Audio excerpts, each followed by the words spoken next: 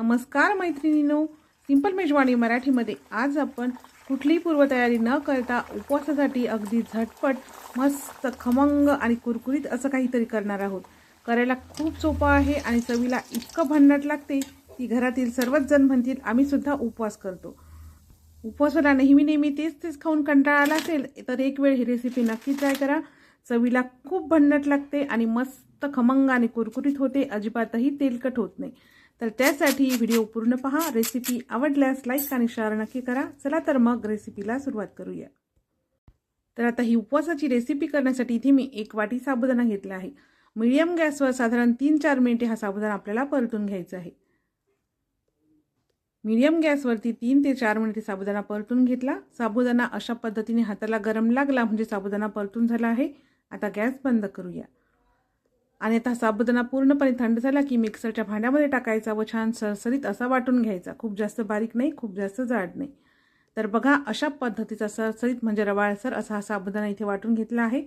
आता हे साबुदाण्याचं पीठ एका भांड्यामध्ये काढलं। आता इथे मी 2 मध्यम आकाराचे उकडलेले बटाटे घेतले आहेत, तर ते आपल्याला किसून या पिठामध्ये घालायचे आहेत। परंतु त्याआधी इथे 1 इंच आल्याचा तुकडा घेतला आहे, तर यामधलं अर्ध आलं किसून आपण या पिठामध्ये घालणार आहोत। आणि नंतर आता जे उकडलेले बटाटे आहेत ते सुद्धा आपल्याला या बारीक किसणीने किसून घ्यायचे। बटाटे हाताने मॅश न करता अशा पद्धतीने किसणीने किसून घालायचे म्हणजे त्याच्या गुठळ्या होत नाहीत। तर दोन्ही बटाटे यामध्ये किसून घातले आहेत। आता यामध्ये आपण टाकणार आहोत चवीनुसार मीठ। इथे मी साधं मीठ घेतलं आहे, तुमच्याकडे सैंधव मीठ असेल तर ते टाका। 2 मिरचीचा ठेचा करून घेतला आहे तो टाकूया। अर्धा चमचा साखर आणि अर्धा लिंबाचा रस घालायचा आहे। साखर आणि लिंबाच्या रसामुळे आपल्या नाश्त्याला खूप छान अशी चव येते। इथे अर्धा चमचा अख्खे जिरे घेतला आहे ते टाकूया आणि अर्धी ती पाऊण वाटी छान भाजलेल्या शेंगदाण्याचं जाडसर असं कूट करून घेतलं आहे ते सुद्धा टाकूया। तर आता इथे मी विदर्भ समृद्धी निर्मित प्रथा हे लाल तिखट घेतलं आहे। हे लाल तिखट अत्यंत दर्जेदार व चांगल्या प्रतीच्या मिरचीपासून बनवलं जाते, यामध्ये दुसरी कुठलीही भेसळ केली जात नाही। तर अर्धा चमचा लाल तिखट घातला आहे। पॅकेट फोडल्यानंतर दुसऱ्या बरणीमध्ये भरायची सुद्धा गरज नाही, कारण याला झिप लॉक दिलेला आहे। तर आता सगळं साहित्य व्यवस्थित असं मिक्स करून घ्यायचं। सुरुवातीला पाणी वगैरे न टाकताच मिक्स करायचं, म्हणजे बटाट्यामध्येच हे पीठ मिक्स करायचं आणि नंतर गरजेनुसार आपण यामध्ये पाणी टाकणार आहोत। तर सुरुवातीला बटाट्यामध्येच हे पीठ व्यवस्थित मिक्स करून घेतलं आणि आता यामध्ये थोडं पाणी टाकून याचा मऊसूत असा गोळा तयार करायचा। पाणी थोडं टाकायचं आहे, एकदम पाणी टाकू नका, नाहीतर मग आपलं मिश्रण पातळ होईल। तर सुरुवातीला मी थोडंसं पाणी टाकून मळून घेतलं। पुन्हा मला हे पीठ थोडंसं कोरडं वाटत आहे, तर पुन्हा एकदा थोडंसं असं पाणी आपण यामध्ये घालून घेऊया। थोडा पाण्याचा हपका मारत आपल्याला हे पीठ मस्त मऊसूत असं मळून घ्यायचं, एकदम खूप जास्त पाणी टाकायचं नाही। तर बघा अशा पद्धतीचं मळून मस्त मऊसूत असं पीठ इथे मी तयार करून घेतलं आहे। पीठ छान असं मळून घ्यायचं। आता याच्यावरती झाकण ठेवून 10 मिनिटांसाठी हे पीठ मुरू देऊया। 10 मिनिटांनंतर बघा आता आपलं पीठ जे आहे ना ते मस्त असं मुरलेलं आहे, तुम्ही बघू शकता। तर आता या पिठाचे एकसारखे असे 2 गोळे करून घेऊया।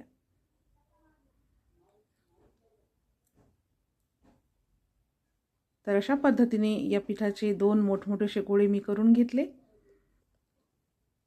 आता पोळपाट घ्यायचा आहे आणि त्यावरती एक प्लास्टिकचा पेपर अंथरायचा आणि त्याला अगदी थोडंसं असं तेल लावून घ्यायचं, जेणेकरून आपला नाश्ता या पेपरला चिकटला नाही पाहिजे। लाटण्याला सुद्धा थोडासा तेलाचा हात लावून घ्यायचा आहे अशा पद्धतीने। आणि आता तयार केलेला पिठाचा गोळा घेऊन पोळपाटावरती थोडासा प्रेस करून घ्यायचा आणि नंतर लाटण्याने याची जाडसर अशी चपाती लाटून घ्यायची। चपाती लाटताना कडेने चिरली तरी काही हरकत नाही। तर बघा अशा पद्धतीने थोडीशी जाडसर अशी याची चपाती इथे मी लाटून घेतली आहे।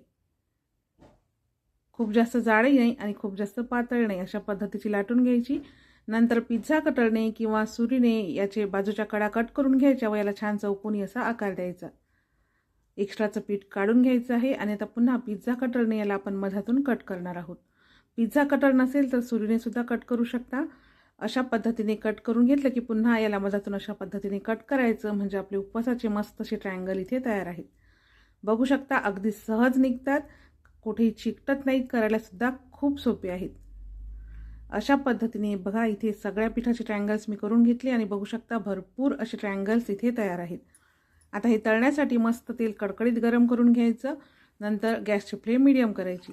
एक वेळेस कढईमध्ये जेवढे बसतील तेवढे ट्रायंगल्स टाकायचे आहेत आणि टाकल्याबरोबर लगेचच याला हलवायचं नाही आहे।